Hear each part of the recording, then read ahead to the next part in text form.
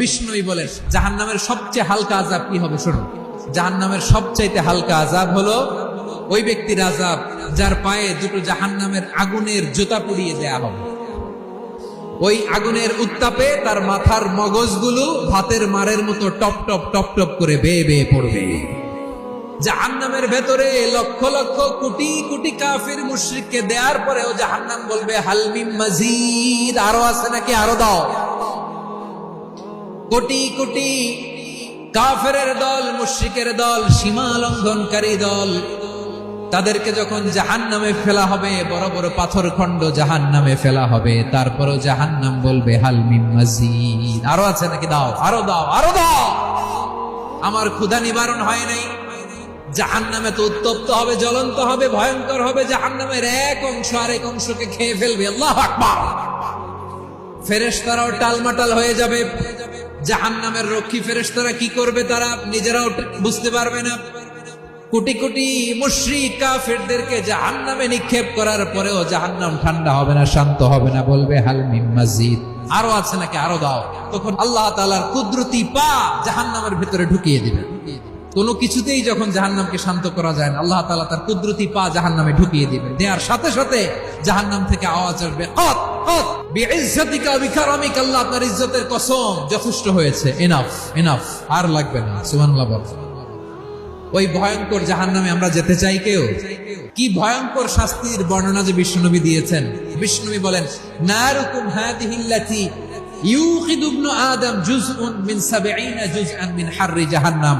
ও আমার উম্মতেরা, তোমরা যে রান্নাঘরে যে আগুন দিয়ে রান্না করো, তোমরা কি ভেবেছো জাহান্নামের আগুন ওই রান্নাঘরের আগুনের মতো না? আপনারা কিচেনে যে রান্না করেন, রান্নাঘরের আগুন আর জাহান্নামের আগুন তো একই না? সিলেটের ভাইরা বুঝে থাকলে উত্তর দেন। কিচেনের রান্নাঘরের আগুন আর জাহান্নামের আগুন এক না? একরকম? বিষ্ণু বলেন জুজউন মিন 70 জুজআন মিন হাররি জাহান্নাম। জাহান্নামের আগুন দুনিয়ার আগুনের চেয়ে কমপক্ষে 70 গুণ বেশি তেজওয়ালা। জাহান্নামের আগুনকে আল্লাহ নাম দিয়েছেন নারুল্লাহ। এটা আল্লাহর আগুন, নারুল্লাহিল মুকাদা আল্লাতী তাত্তালিউ আলাল আফইদা, যেটা কলিজার মধ্যে যে ধরে যায়। দুনিয়ার আগুন হাতে লাগলে হাত জ্বলে, পায়ে লাগলে পা জ্বলে। জাহান্নামের আগুন দেহের যেই জায়গায় লাগুক না কেন, সাথে সাথে কলিজাটা জ্বলে ছাই হয়ে যাবে। নারুল্লাহিল মুকাদা আল্লাতী তাত্তালিউ আলাল আফইদা। জাহান্নামের আগুন গায়ে লাগলে আপনার কলিজা পুড়ে ছাই হয়ে যাবে। ওই জাহান্নামে আমরা যেতে চাই? আমরা তো সবাই মিলে নাশিদ গাইলাম, জান্নাতে আমরা একা যাব না, সবাই মিলে যাব। ওই জাহান্নাম থেকেও সবাই মিলে বাঁচার দরকার আছে না নাই? আমরা সব সময় ওই জাহান্নাম থেকে আল্লাহর কাছে পানাহা চাই। আওয়াজ করে বলেন ঠিক কিনা? বিশ্বনবী সব সময় আল্লাহর কাছে আল্লাহর জান্নাত চাইতেন, আল্লাহর জাহান্নাম থেকে পানাহা চাইতেন। তিনি বলতেন আল্লাহুম্মা ইন্না নাসআলুকাল জান্নাতা ওয়া নাউযু বিকা মিনান নার। আল্লাহ তোমার কাছে জান্নাত চাই, তোমার জাহান্নাম থেকে পানাহা চাই। আবার আমরা যখন দোয়া পড়ি, আমরা পড়ি রব্বানা আতিনা ফিদ দুনিয়া হাসানাতাও ওয়া ফিল আখিরাতি হাসানাতাও ওয়া কিনা আযাবান নার। আল্লাহ দুনিয়ার কল্যাণ দাও, আখিরাতের কল্যাণ দাও, জাহান্নামের আগুন থেকে বাঁচিয়ে দাও। পড়ে আমিন। ওয়া কিনা আযাবান নার মানে কি? আল্লাহ তুমি আমাদেরকে বাঁচাও আগুনের শাস্তি থেকে। এটা বিশ্বনবীর সবচেয়ে প্রিয় দোয়া ছিল। নবী যখন তাওয়াফ করতেন, প্রতিটা তাওয়াফে তিনি এই দোয়াটা পড়তেন।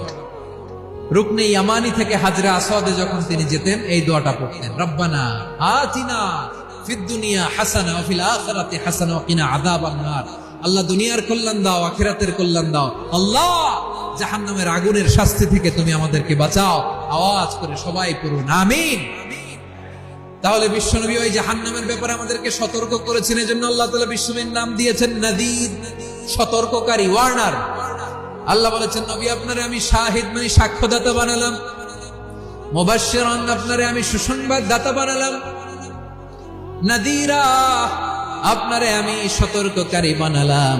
4 নম্বরে ওয়া দাঈয়ান ইলাল্লাহি বিইذনিহি, আপনারে আমি দাঈ ইলাল্লাহ বানালাম। সুবহানাল্লাহ পড়ে।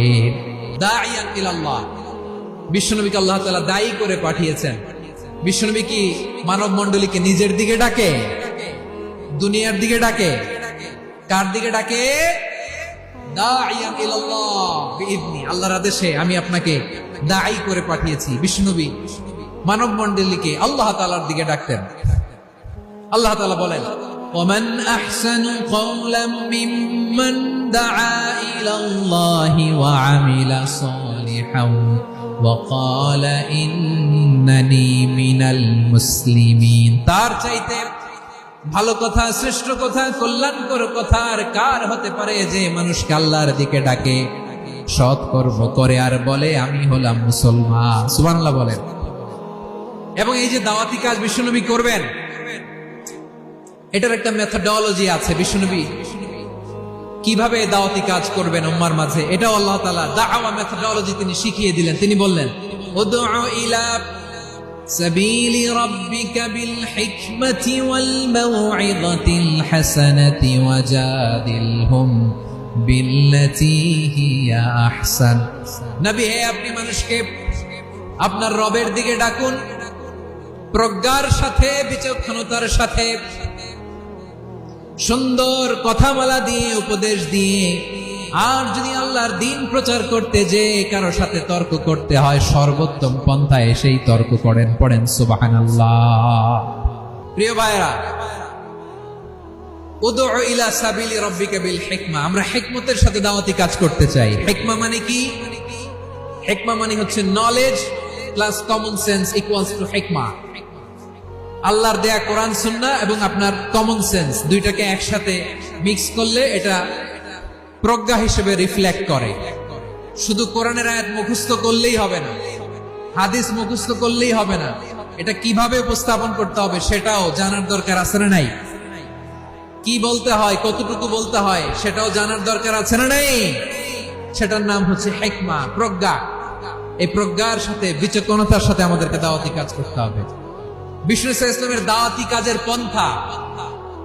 কাজের পন্থা দুই একটা শেয়ার করে আলোচনার ইতি টানবো ইনশাআল্লাহ। দাওয়াত দিতে হবে গ্রাজুয়ালি, একবারে সব না। নতুন কেউ দিনে ফিরেছে, ইসলাম মানতে চায়, আপনি যদি বলেন তোর 5 ওয়াক্ত নামাজ পড়তে হবে, রোজা রাখতে হবে, তাহাজ্জুদ পড়তে হবে, তোর দাড়ি নাই কেন, তুই তো জাহান্নামে যাবি, এরকম অনেকে বলে কি বলে না? বলা যাবে না, এগুলো বলবেন না।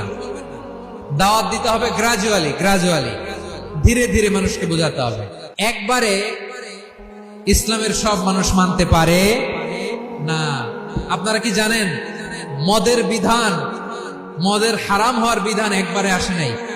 প্রথমে বলা হয়েছে মদে কিছু উপকারও আছে, ক্ষতিও আছে, তবে উপকারের চেয়ে ক্ষতি বেশি। সাহাবারা সাবধান হয়ে গেল। এরপর বিধান নাজিল হলো, তোমরা নামাজে যাওয়ার আগে মদ খেও না।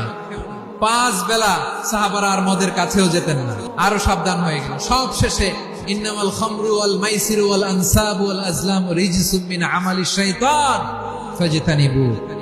মদ, জুয়া এগুলো শয়তানের কাজ, এগুলো থেকে বিরত থাকুন। সবাই মদ খাওয়া থেকে একেবারে বিরত রইল। মদের মটকা হাড়ি ভেঙে সবাই মদিনার রাস্তায় ঢেলে দিল। মদের পানিতে পুরো মদিনার অলি গলি সয়লাভ হয়ে গেল। বলেন সুবহানাল্লাহ।